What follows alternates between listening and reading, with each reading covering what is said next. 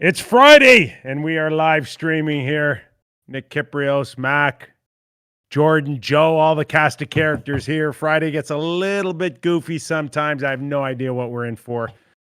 But we're glad you're on board. Episode 89.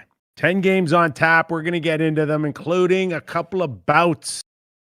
Some toe-to-toe. Barclay Goodrow, Adam Ernie in Detroit. And also Lucic. Still, you're hard-pressed to find anybody that can do it better than that guy. And I think Josh Anderson and the Montreal Canadiens found that out last night. Daryl Sutter, of course, debuting again for Calgary. So much to get into, including getting closer to a trade deadline, what that means in a pandemic. We really have no idea, but we'll start getting into it a little bit more today as well. But then you look at our thumbnail and it's like free agency. It's like, why are you talking about free agency? It's so far away. We don't even know what the hell's going on with the draft. Why are we going to free agency? And I think in light of watching Alexander Ovechkin score his 15th goal last night against the Philadelphia Flyers, it kind of begs the question here. And I think now he's 2 behind Phil Esposito. But aren't we wondering what the heck's going on with Ovechkin here in the Washington Capitals? And you're hard pressed to believe still that he is in the last year of a 13-year deal that paid him over $124 million. Like it's over. It's done. And now we're now legitimately talking about a guy that could challenge Wayne Gretzky for the all-time record goal scoring, of course. And what seemed like a record that was never going to be broken is now in range. It's a legit conversation, which means before we can even move forward on that conversation, what's going on with Ovi? Why is he not signed? Where is that on the priority list? Because no one's talking about it. Nobody, but we are today. And I want to bring in a guy that knows the Washington Capitol organization pretty well from his days in terms of that marketplace. Let's bring in Doug Maclean in Florida. Mac, why is Ovechkin not re-upped at this point? Well, that's a great question. And I guess it comes down to what dollar value. First of all, Ovi is not going to go anywhere. At least that's what you would certainly think. He's had his whole career there. Ted Leoncione and him are tight. But now it comes down to what are they going to do with him? Just a quick look at their cap. Okay, hold on. Before we get into numbers, as an owner, as a president, how do you break this down? Let's just skip the numbers for now. But where would that be on the priority list now to really itemize or have a pecking order of how you think this thing could play through, and where is it on a priority list? Because you only get one shot in a lifetime to experience something like this. And we believe that no one will ever put themselves in a position again. I don't know. We could be wrong. Maybe we're having this conversation for an Austin Matthews in 17 years. I don't know, 20 years, but they're far and few. So would that not be high on the radar list for the organization to start mapping out how this is going to look like for Ovechkin? I've got to believe that Ted Leonce and Ovechkin and Brian McClellan have at least broached this topic, because he has been the franchise since Ted Leonce bought it. He's made Ted Leonce a ton of money. He's turned the Washington Capitals into an organization that are one of the best in the entire NHL. Ovi built, was totally involved in. I mean, obviously, his production has resulted in a new building in Washington, D.C. from Landover, where they moved into the city. have developed an entire area around. Come on, Ovechkin has been that important to the Washington Capitals franchise. How do they not get him done? Well, and I know it's Ovi's going to want to be paid. What does Ovi want to be paid? How do they fit him in? How do they stay competitive? All of those are real important questions. But this is a loyalty question for Ted Leonce and Ovechkin. I would think that you would absolutely try to partner up with Ovechkin moving forward and say, how can we maximize this run in the next 4 or 5 years in terms of merchandise, in terms of like, there's so much money on the line here. And when we start watching these things like video collectors now, and a potential goal, like a potential slam dunk from LeBron going for hundreds of thousands of dollars, those are the type of conversations I would envision right now between organizations or players associations, Gary Bettman's office.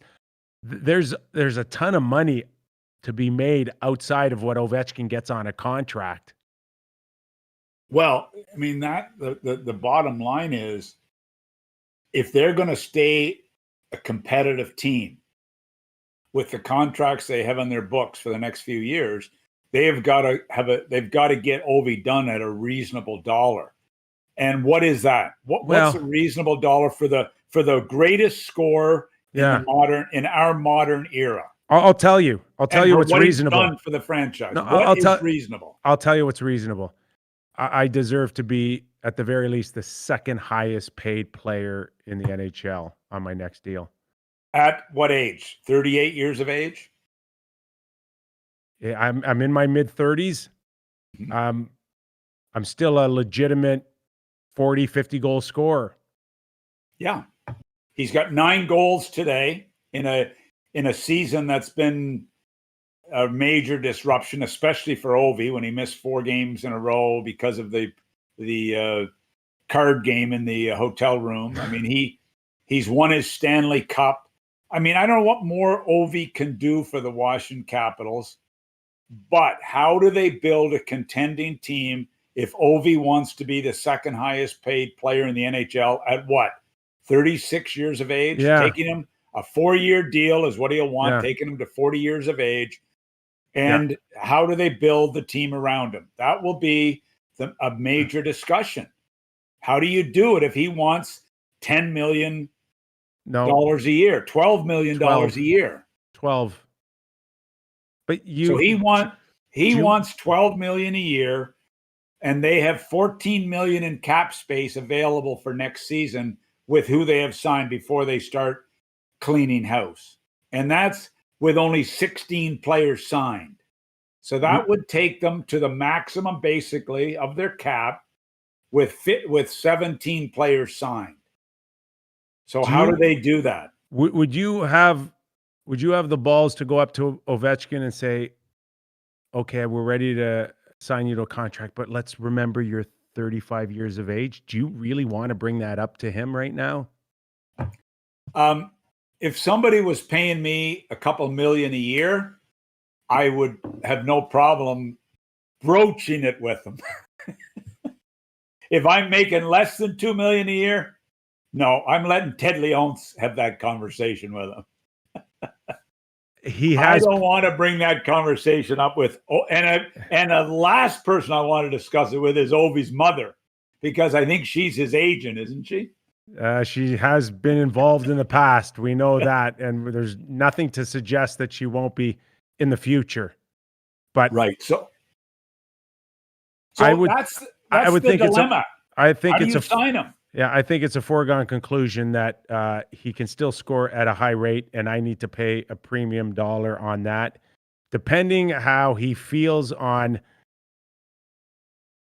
how much money he's already left on the table. And parts, of course, are his responsibility to sign the 13-year contract to begin with and not have any chance to re-up. Now you're in a pandemic, and now Is he now feeling like he's got to make it up? We know when it comes to when you hear players are really pissed off at escrow, you could put Ovechkin at the right top at of the the list. top of the list, right up at the top of the list. Okay, so let's So go. will he negotiate moving forward with a chance to kind of make up for that? Well, he's doing that if he wants $12 million a year at age 36 on a 4-year deal. Who in the NHL is going to get $12 million a year at age 36? What player? Tell me that. In today's dollars. I'm not talking 5 years down the road or 8 years down the road, but in today's dollars. Yeah. And then you look at Washington. Now, they could lose Oshie out of those dollars because they're going to lose somebody pretty good for the expansion. Oshie's going to be in Seattle. Well, that's it. If Oshie goes to Seattle, that takes dollars off the books. 5.7 off. 5.7. So that means they've got approximately $20 million to sign 7 or 8 players. Which includes still challenging. Which includes one of their top scorers this season. Vrana is a restricted free agent. And where's their goaltenders as far as restricted free agents? They're underpaid. They're way underpaid, like low paid. Right today, one's at 700,000, and the others, so somebody's going to get paid there. Well, I believe that Mac, we could still see a more experienced goaltender come in right away. But so what I'm saying is maybe that's the reason why they're waiting to figure that out. But they got a lot of figuring out. Brian McClellan will have his toughest summer of trying to work out a cap scenario if Ovi stands pat and wants $12 million a year. But if that's the case, Brian McClellan's got a ton of work to do. This isn't going to be a negotiation where Ovi leverages somewhere else, i.e. another club or going back to Russia. This is going to be Ovi looking Ted in the eye and say, you got to stand right by me. The last thing Ted wants to do is embarrass Ovi on the next contract. And I don't believe for a minute that Ted and Ovi won't come up with some unique strategy to make this work. Can ownership be involved for Ovi in the club? We've seen that done before with Michael Jordan, where he became an owner in Washington to start. There's going to have to be something unique other than a $12 million number. Because a $12 million number for Ovi means the Washington Capitals are going to have a tough time putting a team together to compete for the Stanley Cup. That's all I'm telling you. As your experience as a former president and general manager in the National Hockey League, are you actually suggesting a nudge, wink, wink deal? I'm suggesting that it's going to have to take a lot of nudging and winking to get something done to make this work so that Ovi's happy and that Ted's happy. And Ted does not want to end this relationship on a sour note with Ovechkin signing with the New York Rangers on a cheap deal. There is no choice for Washington and the NHL. You don't let a once-in-a-lifetime opportunity like chasing the great Wayne Gretzky's record. Oh, I agree. Walk back to Russia. It just can't be allowed. It won't be allowed.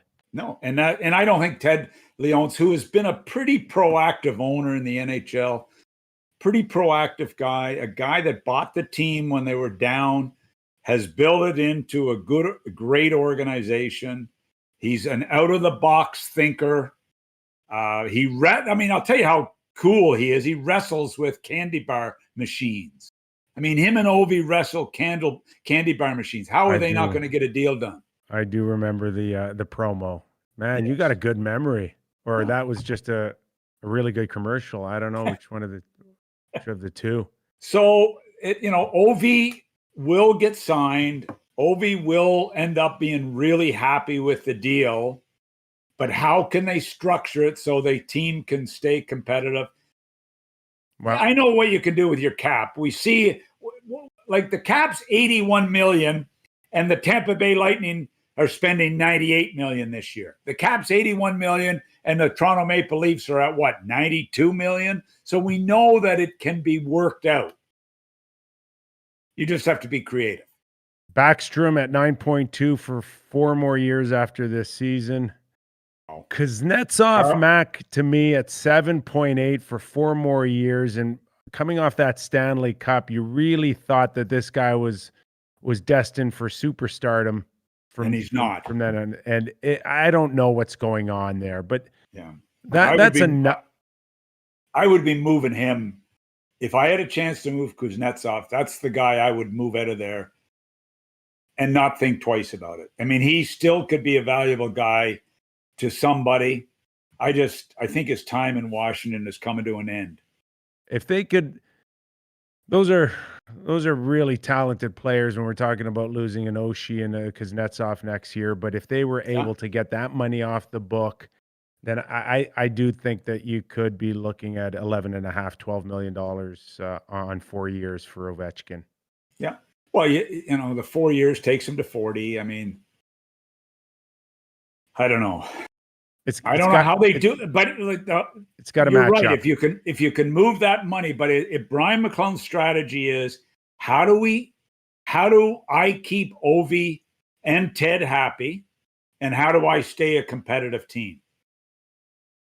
And it's going to be some really tough decisions. Really, really tough decisions. Yeah, I would put in ensuring that Ovechkin gets to chase Gretzky's record in a Washington Capital jersey as high as competing for the Stanley Cup. They run hand in hand. But is 4 more years going to do it? Well, no. That's what Ovi would want. Well, not if he's scoring 30 goals a season. He's going to have to, at the most, that's 150 goals he's going to score. And what's he behind Wayne now? 894, right? So, 715. Do the math. 715 to 294. Yeah. Is that confirmed? 894. I can't remember off the top of my head. I didn't confirm it. So 100. Mac, do the math, would you? 179. He's approximately 180 goals away from Wayne Gretzky. 4 years is not going to do it. No, 6. 6 if we're talking around 30 goals. Yeah, 6. And that might not be enough. No, it's not. He's got to play 6 more years, and he's 36 now. I mean, at 42, is he going to be getting 30 goals a year? He's got 9. He's got 9 as we speak. But he is durable, Mac. I know he's durable, and you saw the goal he scored last night. He certainly hasn't lost anything off his shot. He blew that one through the goalie last night. Elliott, it went through him. Yeah. He was not stopping that shot. So the question is, let's say he's 180 goals approximately away. He needs 6 more years at least, and that's having great years. I don't see him catching them. I just don't. Could you front load it? Could you bring the AAV down on a 6-year deal and still insure him at 11.5, 12 million for those first 4 years? I know they've tweaked it where you can only do that for 50% of the deal, but there still has to be a way maybe that you could look at him signing a 6-year deal with really the important money being in the next 4. Yeah. So, and that, but do you see him realistically catching Wayne Gretzky? I don't. We've had this conversation. We started this conversation with David Amber probably 2 years ago, and I still stick to what I said, that for him to remain healthy, and yes, he's still doing it, and I said it, he is durable, but you just never know. You don't know if someone can hold on to that durability for another 4 or 5 years. He plays the game hard. It's not like he's floating around out there avoiding contact like we've seen a few guys do. That's not him. No. Let me ask you guys a question. It's still going to be tough. Yeah. Does this contract have any bearing on if he catches Wayne? If he takes a pay cut, gets more talent around him, would he have a better chance to score those goals? There's no money to get better talent. That's the problem with this stupid salary cap, is that the more he takes off his deal, the less talent that he has around him. That's the basic concept of how a salary cap can hurt your chances of winning a Stanley Cup. So what if he takes $8 million? What would you suggest? Like, he's not taking $8 million. $8 million would embarrass him. Though. I can't see him doing that, and I wouldn't want to. If you're Washington, you don't want to do that either. Embarrass him like that. I'm not going to be the guy insulting him. I'll tell you that. I'm not trying to throw any insults either. It would be insulting to suggest take $8 million and we'll make it up in bobbleheads. It's a good bobblehead. You know?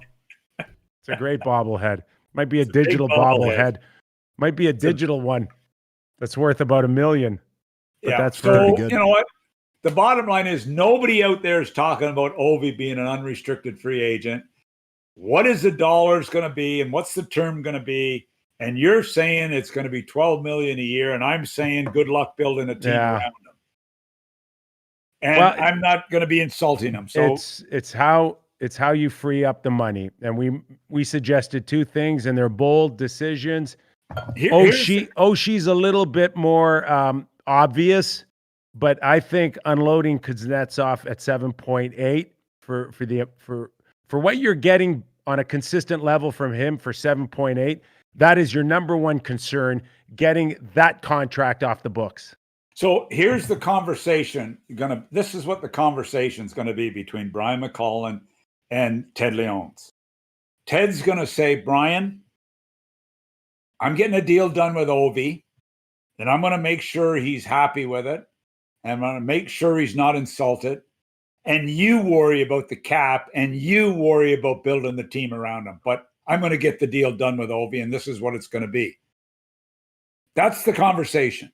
I like that conversation. I don't have a problem with that conversation.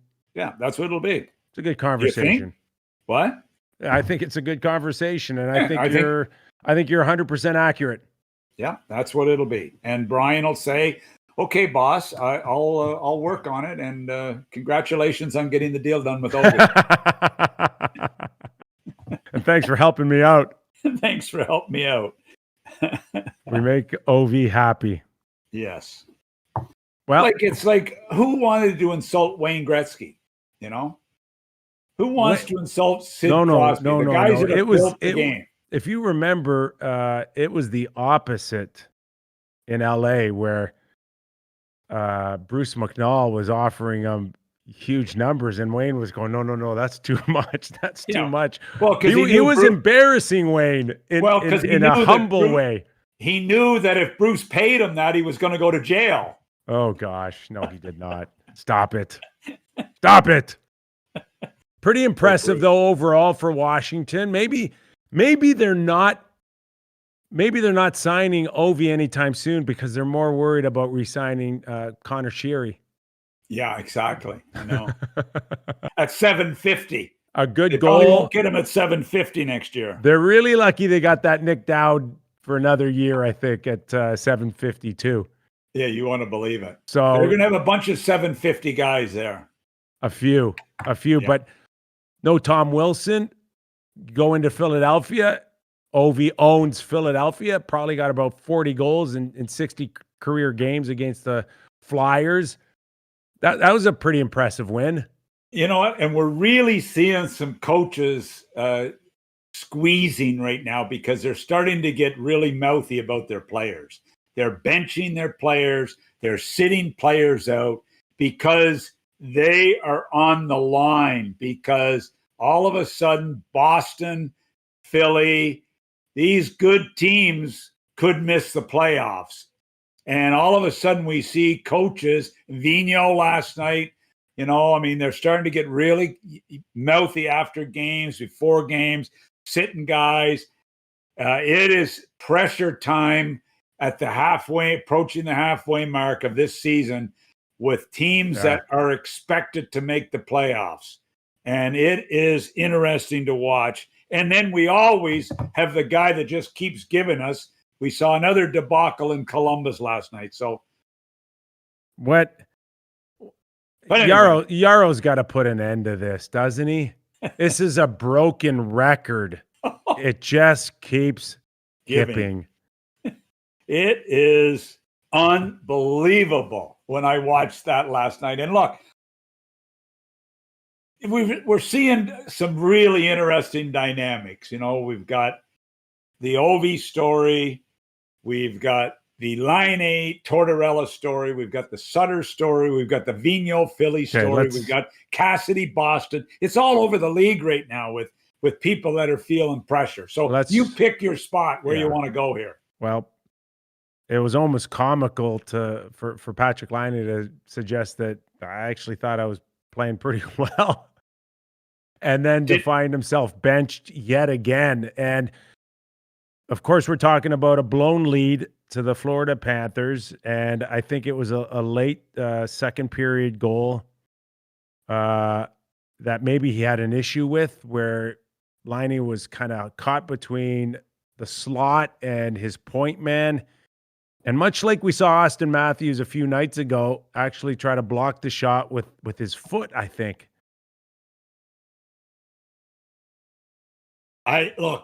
Is that where it stems? Where it stems is a weak play in your own zone.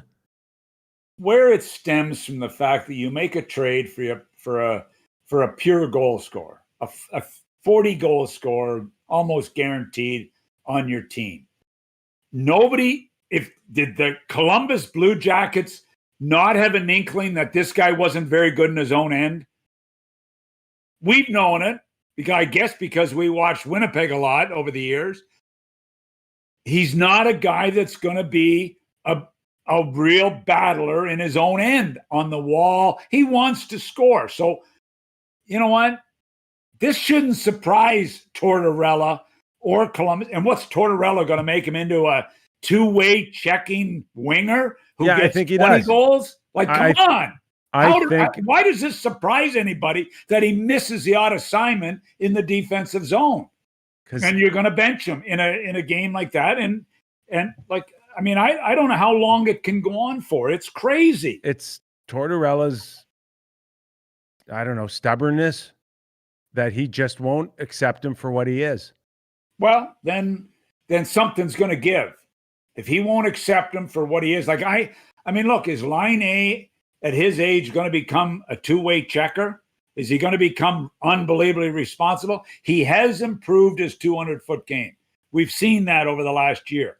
But he's going to make blunders like all guys, all pure scorers do.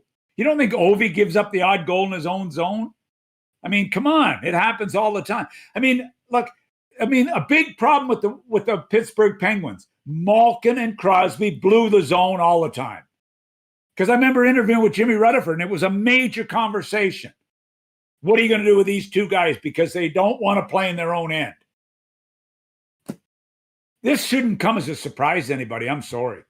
But to bench them and create another national story is the last thing the Columbus Blue Jackets and Kekalainen need right now.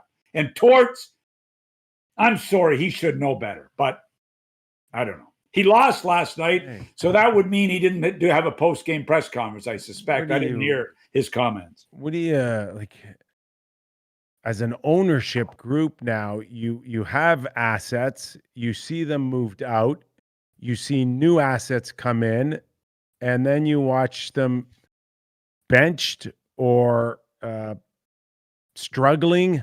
Max Domi, a goal and an assist, and you think that maybe it might turn around. And I don't know if Tortorella thought that he gave the puck away or he got caught on the wrong side of center ice. Florida goes back and scores in overtime. What does that do for Tortorella's thinking of Max moving forward? But Not good. At some point, if you're ownership, don't you have to just point at your leaders and say, your responsibility is to make sure these assets shine, and that's not the case now. Well, it's getting to become, just it's nonstop. And I'll tell you what, talking to some people this morning in Columbus, the fan base is furious right now. They're furious with this situation. And what happens? What gives here? Look, Tortorella, we've said it. He's done a good job there. Kekalainen's done a good job there. But all of a sudden, you step back and you say, okay, just a minute. The cupboard is getting bare.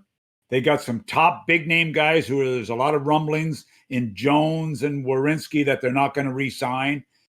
Savard is going to leave. I looked at their prospect list yesterday. Their top 4 prospects, I think, in their organization are 4 kids from Russia. They got to something's going to give with their goaltending. Both of them are grossly underpaid, and both are going to be free agents in a year's time. Something's going to give here big time with this organization, and I'm hoping it's going to be positive. But it starts right now with what is Kekalainen. He gave towards their vote of confidence last week. Kekalainen's not a BSer. He gave him a vote of confidence. Is that money? Is it related? Well, he's in the last year of his deal. It's not a lot of money. Did he paint himself into a corner with that? Well, I mean, lots of guys have said, I'm giving him a vote of confidence. I mean, and guys get fired shortly after. I don't think it matters anymore, but because I would agree with that. Because what happens is eventually the owner's going to say, get this guy off the bench, because we can't afford to keep losing our top assets. That's all. That's what's going to happen. If it doesn't, I don't know what's going to happen there eventually, but something's going to give. Or that fan base that you're talking about. Yeah, they're a great fan base. They're a great fan base. They follow the team with unbelievable passion. And I can't imagine where their heads are today. And there's nothing that pisses an owner off more than and the owners there, they've got a couple of their underlings there that can't wait to get on those boards and read about what the fans are saying and then run to the owner with what they're saying. I experienced it when I was there. They got a couple of experts on reading those HF boards that can't wait to run into the owner's office and fill his ears. So anyway, I didn't even know those boards existed till I left Columbus. So you figured out why you were fired. Well, I knew why I was fired, but that's okay. Do they miss Bill Zito that much in Columbus? Because he was the franchise, I guess. 17-5-4 in Florida. They're on fire, Mac. And they look well. Barkov and company look pretty good right now, and Quenneville's earning his $6 million a year, I guess. And you know what I mean. Dale Talon left Chicago and got all the credit. When Florida win the cup, Dale will be saying, "Well, I built that team too. Look, I won the cup for them." Well, Florida's going. Columbus isn't. And we can look around south of the border here where I am, and I'm looking at north of the border. You're north of the border. I'm saying I can look from here south of the border. Yeah, that's fair. And I can see some separation now with some teams, and I include now Carolina, which has won 7 in a row, Mac. Yeah. And they just they went through Nashville last night like a hot knife through butter. Nashville's hurting, all of a sudden with some key guys out of their lineup again. And they are stumbling bad. And what about the job that Brindamore's done? You keep hearing his name as is Tom Dundon going to sign Brindamore? That's going to be the that could be our $5 million question. That's a new thumbnail. I know. And don't think that Ronnie Francis is not hoping that he doesn't sign him, because I got to believe he'd be a nice fit. No, Mac. Take it to the bank. He would be at the top of the list in Seattle. Yeah, for sure he is. And that's a card Rod can play. Oh. I don't know where he is. And again, we're financials. How important is it? Where's ego start and stop with Ovechkin or with Rod Brind'Amour? But the two names I hear that are at the top of the list in Seattle are Rod Brind'Amour and Rick Tocchet. Really? And I mean, I've got to believe Gerard Gallant's on the list as well. I would think that he is very much in the mix. Yeah. So, it's going to be, it'll be fun to watch how it all shakes out and what Tom Dundon, who, he believes in his budget. After all, he's made a lot of money at Top Golf, so he's a bit of a hockey expert too. And Don Waddell has done a nice job. Yeah. The analytics people there pretty well run the organization, and they've done a pretty good job, I guess. So they're all smart. They're all real smart right now. It looks like Carolina is heading towards another run. There are battle proven in many ways with Fogle and McGinn and Martinook and these guys that have just battled the last few years. Great blue line. But isn't it amazing? Healthy. But isn't it amazing, Nick? We're starting to hear Hamilton's name mentioned again. I mean, is that unbelievable? Or have you not heard that? That Hamilton's name might be out there? I like him a lot more in the last year and a half than I ever have in his career. Oh, I mean, how good has he been? He is scored a great goal last night on a great play by Svechnikov behind the net. I don't know, Mac, in terms of how valid that is right now. Yeah, I can't believe it is. They're trying to win a cup. Were you hearing that one? I didn't hear that one. Somebody mentioned that to me the other day. But that can't be true. I think that's a PEI rumor. Maybe I heard it from PEI. Well, they got a good thing going. When you're talking about Dougie Hamilton, that would change a lot of their look. So we'll get into a few names just a little more before, but I want to mention Daryl Sutter comes in, Mac, and a 2-1 win. I'm not sure how exciting it was, but I don't think Daryl gives a shit.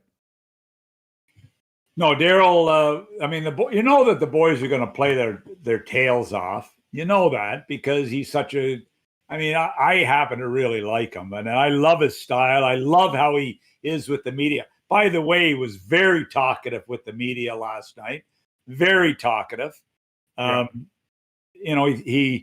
The win was for Ken King, the former president, who was a great friend of Daryl's and passed away, and also for his mother, Grace, who turned 85 yesterday. That was who he dedicated the win to.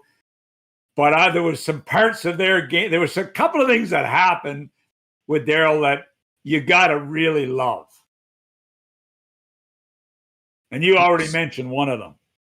Well, Lucic now leading the charge of, hey, boys, let me tell you what you're in for here with a guy like this. Yeah. So he comes out, he fights Josh Anderson, and he gives it to Josh, I thought, pretty good. And Josh Anderson is a tough kid. Big, strong, tough kid. Right. He doesn't have, I think, the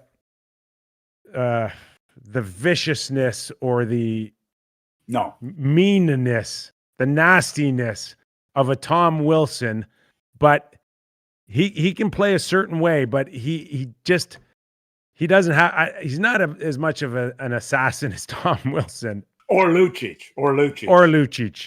Yeah.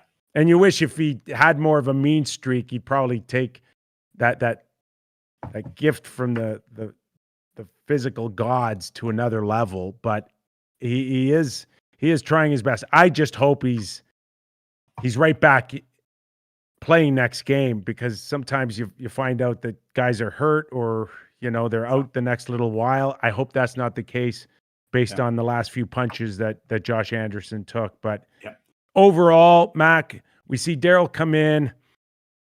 I'm just now starting to wonder in terms of Daryl, and we know there's a pecking order. It goes from usually president of hockey ops to general manager to coach. But when you bring in a guy like Daryl, he's just not a coach. And I have a lot of time and respect for Brad Treliving, but I'm just wondering now, and I will say this, Mac, there are some players in that dressing room in Calgary that had suggested that the lineup card was filled out by Brad every night.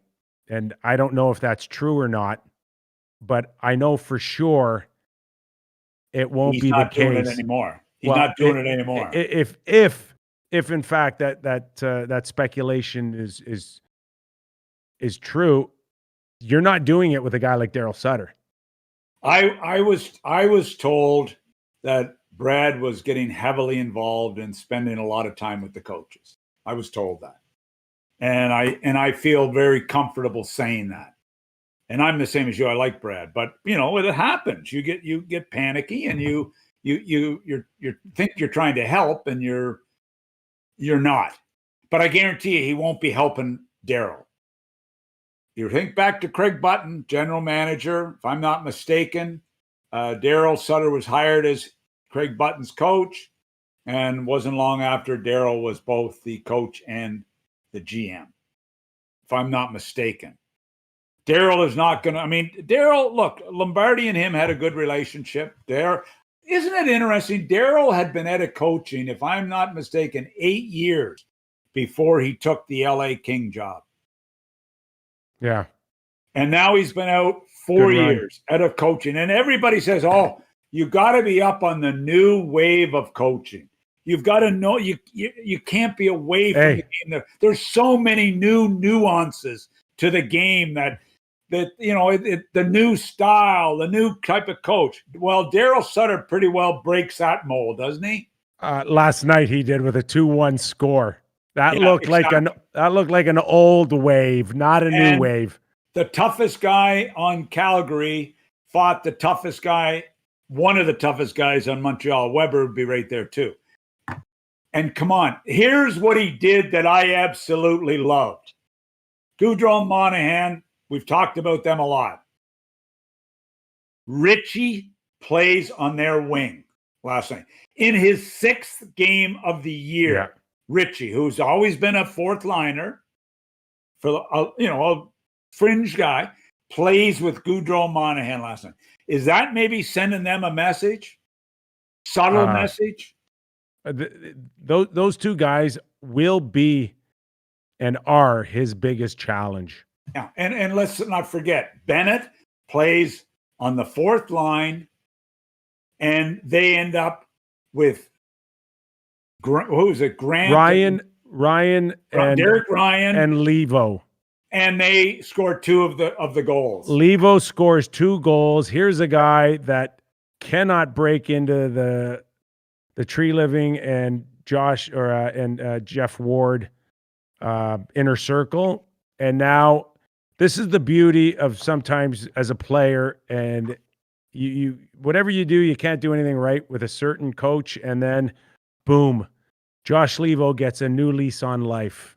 And what did they say? What did Josh Levo say in the postgame? He said, first of all, Daryl Sutter in his postgame said, if you're going to win in this league, you've got to play 4 lines. 4 lines. Josh Levo said, the coach has respect for our 4th line, for our line.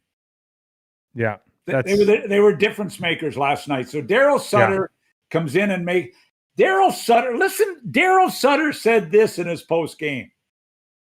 I don't think we made one mistake. A couple of little turnovers, which we have to address, but we hardly made a mistake last night. When have you heard a coach say that about the Calgary Flames in a long time? That we hardly made a mistake in the game. Interesting. And that's the way Calgary's going to have to kind of buy into Daryl Sutter hockey right there, is that if there are mistakes, they're limited, but I'm not going to watch 5 a period. Those days are over. And here we're playing in front of, we're not playing in front of any fans anyway, so forget about who's watching then. But we don't care. We don't care if we bore you to death, but we're not taking chances like we did before. And don't think you're going to get Daryl Sutter is a smart hockey guy. He was a smart player in Chicago. maybe one of the guys that wasn't as talented, but he had an amazing career and with his head. And he's not a bullshitter behind the bench. He's not a guy that likes to go into the press conferences and sound really smart. All he wants to do is try to win games and help the team win. None of all of this bullshit I hear every night from, oh my God, this and that. Oh my God. I mean, I'm the smartest guy in the world.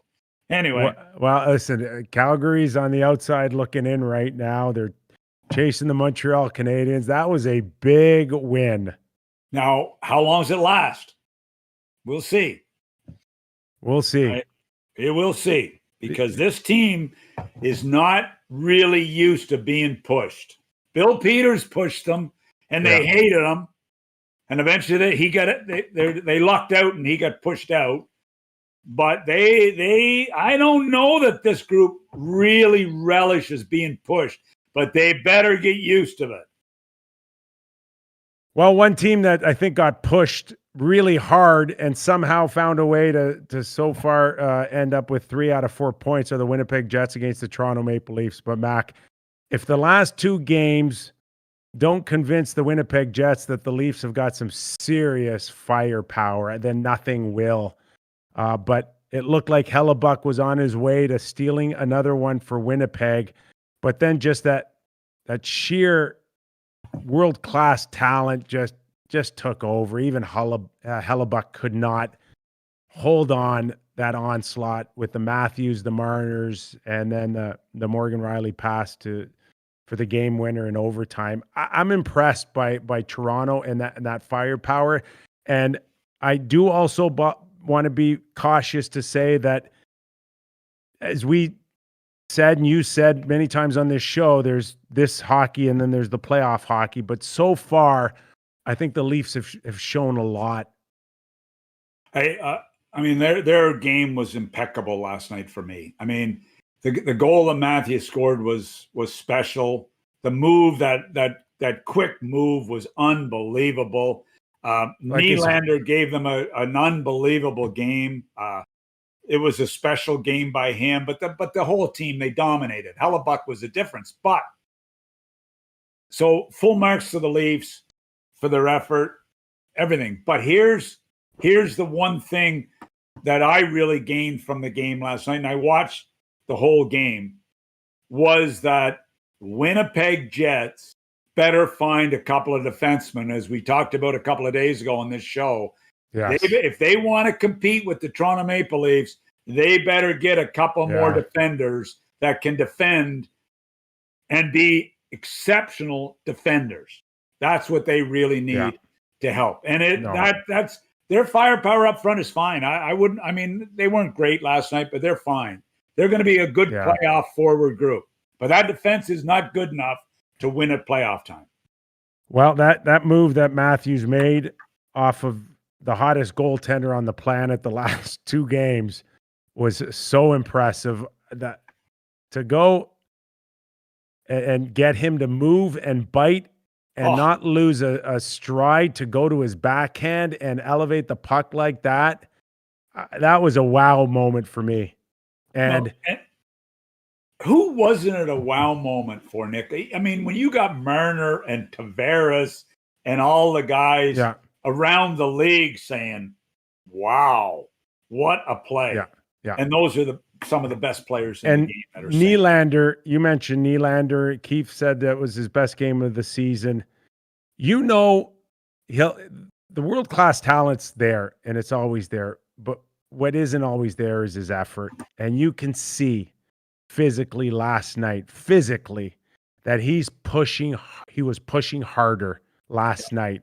He wanted it more. So maybe it's just the fact that you're looking around and it's just no longer Matthews and Marner, but you are watching, if Daryl says it's 4 lines and Keith's saying it's 4 lines too, but he's getting a lot out of everybody in the lineup. I think Nylander said, I better get going or else I'm going to be the only one that's not at this level.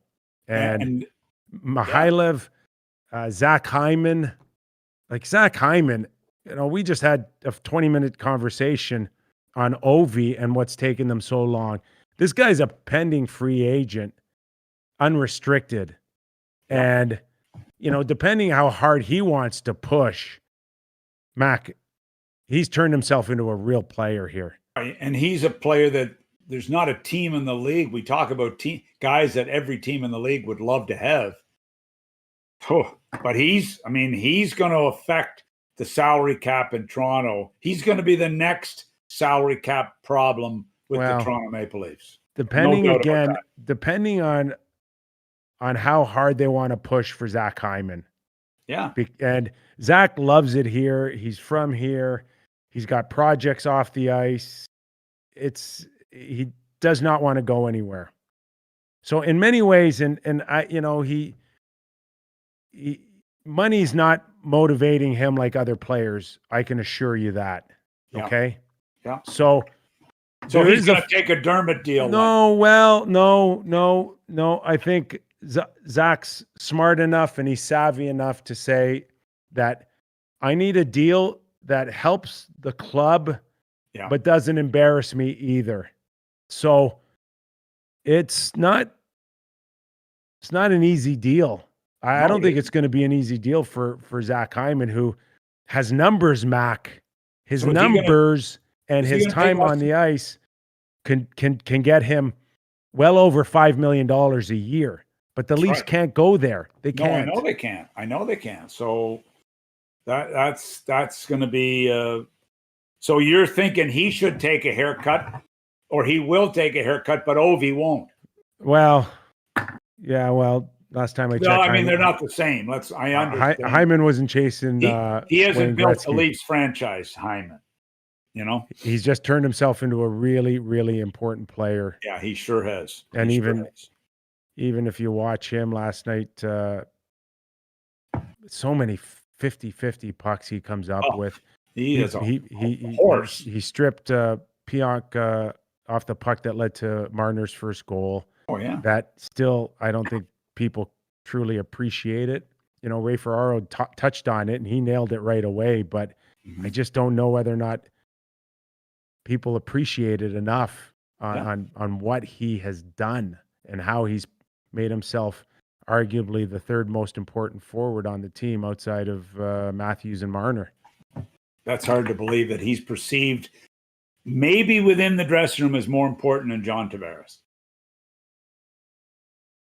I think from shift to shift, he accomplishes more without goals and assists, right? The little things, Tavares isn't even close to the little battles that are constantly won by this guy.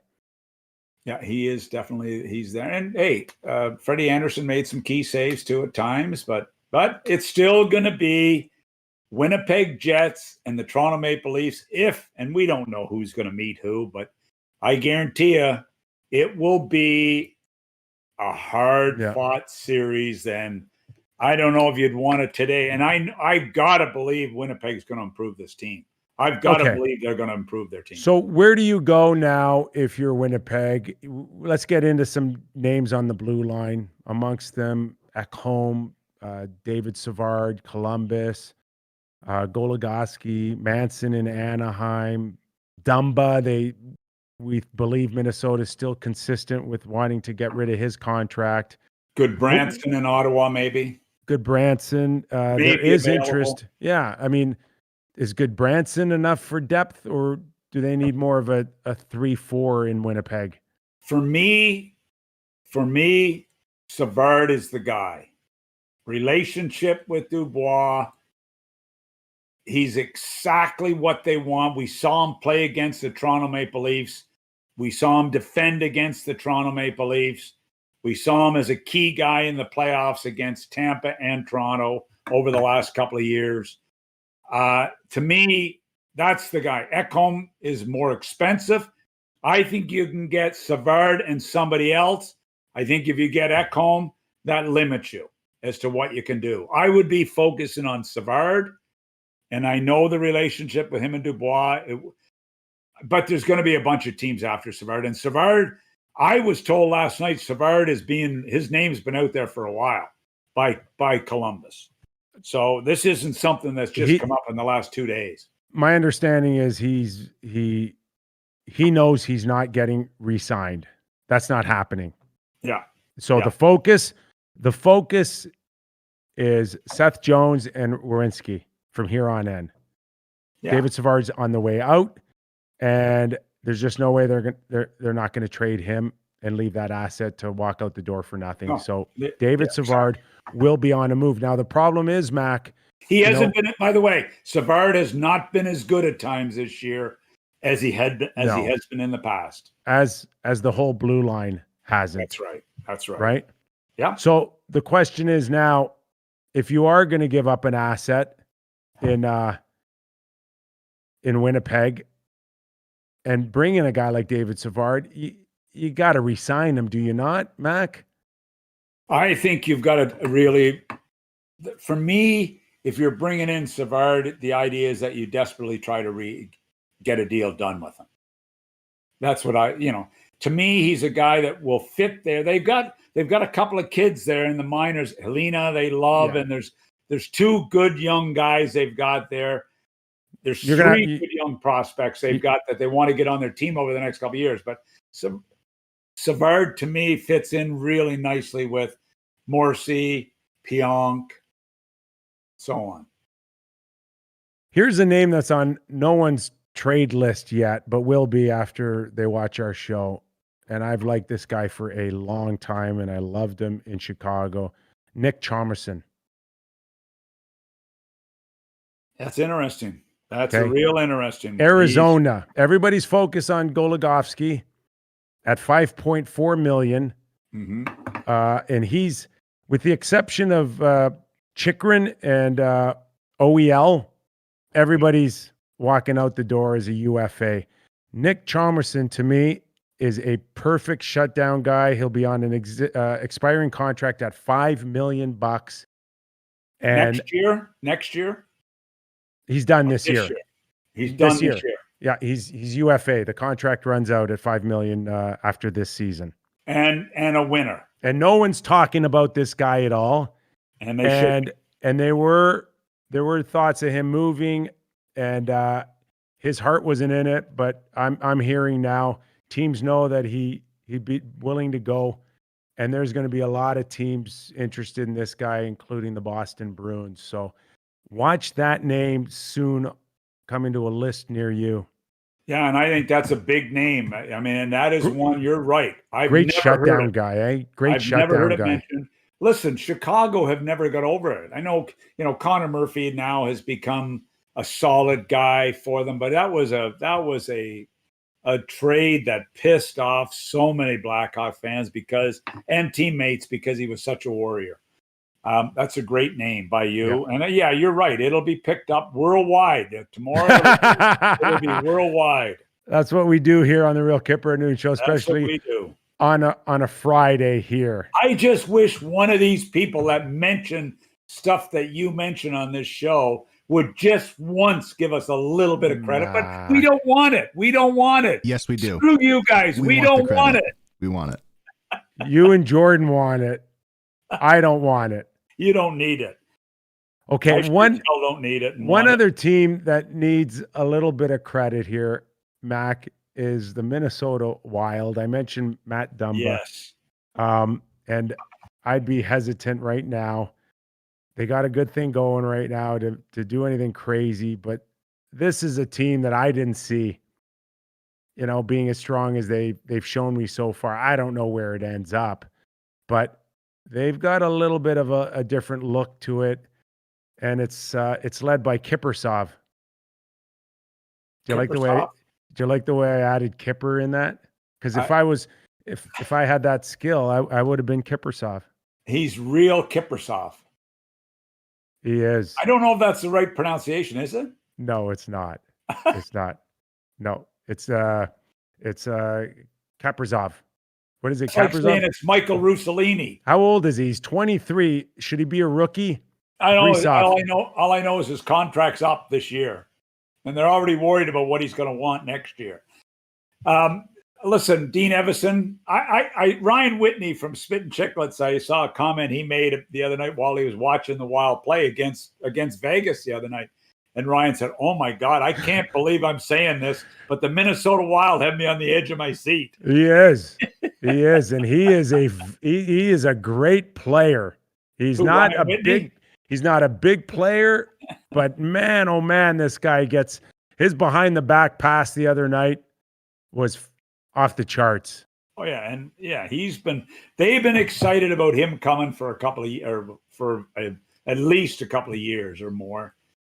I'm not sure when he was drafted or what the deal is, but they have been. Michael Russo in Minnesota has been talking about this guy because he's run out of things to talk about. So he had to move to him. Does it bother you that he's 5 years older than Stitzel in Ottawa and in the running for Rookie of the Year? Does that bug you?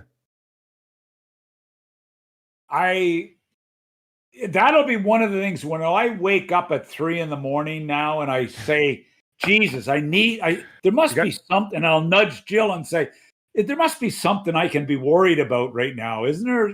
That's what I'll do. I'll worry about that. Okay, good. Thanks for pointing that out. You know what it is that you're worried about? Whether or not you'll get to the bathroom, the bathroom fast enough before you piss yourself. Exactly. That's your issue at 3 a.m., man. It's not who wins Rookie of the Year.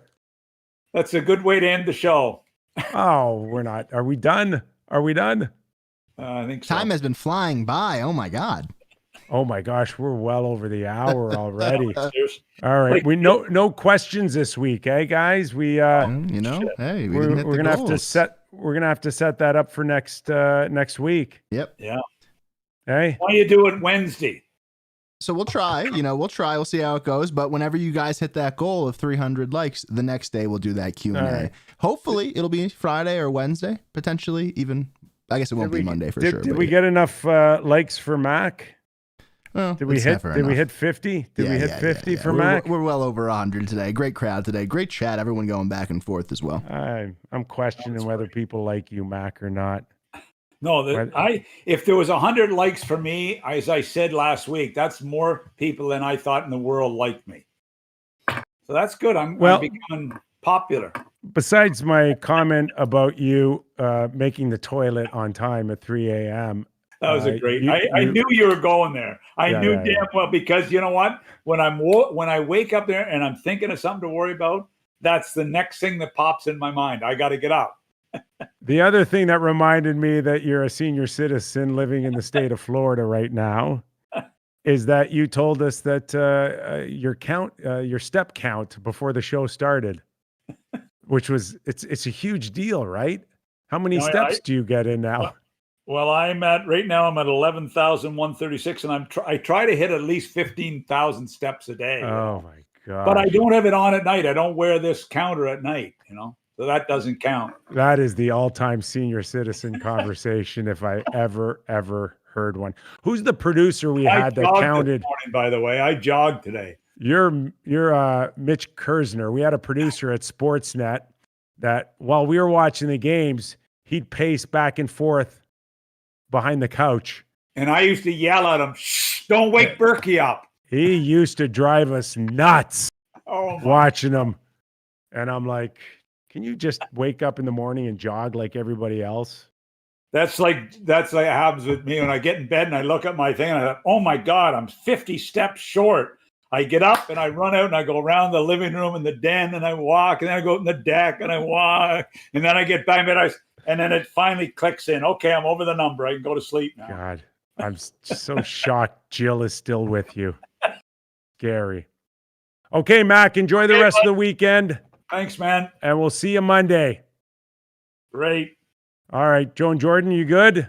Did we lose Joe? No, Did Joe's we have here Joe? In the back, right? Yeah, he's always here lurking. Hey, one question before I leave for Joe, because we had a little bit of a conversation just prior to the show, and I know of NFTs, which is a non-fungible tokens, right? Yes, sir. But now, but you taught me something new today, that you can actually buy a fraction of a video, so it's not all in. You don't own it yourself. You can own a part of something now. Is that true? I'll say this, per usual, Jordan is the expert on this type of stuff. Okay. And he's been in the sports card game a lot longer than I have. I'd say I've definitely kind of dipped my toe at this point into some of that stuff, Top Shot, etc. One of the things that we've been looking at, no free ads, but there is something out there that lets you buy a proportion of a sports card.